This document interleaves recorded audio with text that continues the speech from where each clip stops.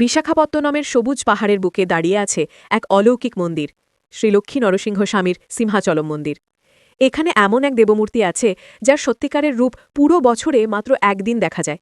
বাকি ৩৬৪ দিন তিনি থাকেন চন্দনের ৭ পরতের নিচে লুকিয়ে। কিন্তু কেন? কথায় আছে, হিরণ্যকশ্যপুর অশুভ শক্তি পৃথিবীকে গ্রাস করছিল।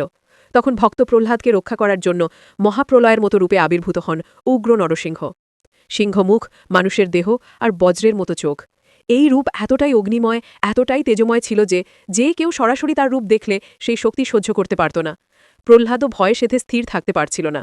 তখন ভগবান নরসিংহ নিজেই তার রাগ কমাতে চন্দনের আবরণ নেন। চন্দন লাগতেই তার উগ্র তেজ নরম হয়ে আসে, আর তার রূপ হয়ে ওঠে শান্তবদ্রী নরসিংহ।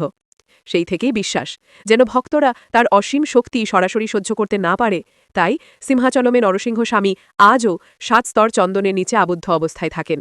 সারা বছর তিনি এভাবেই থাকেন। কিন্তু একদিন, অক্ষয় তৃতীয়া, চন্দনের সব স্তর খুলে দেওয়া হয়, আর সেই ক্ষণিক সময় ভক্তরা পান স্বয়ং উগ্র নরসিংহের আসল রূপের দর্শন। হাজার হাজার মানুষ ভিড় করেন সেই পবিত্র মুহূর্তের জন্য, যেন শুধু এক ঝলক ভক্ত প্রহ্লাদকে রক্ষা করা সেই তেজস্বী অবতারের দয়া লাভ করা যায়। সেই একদিনের দর্শনই আজও সিংহাচলমকে বিশ্বের সবচেয়ে রহস্যময় তীর্থ করে রেখেছে।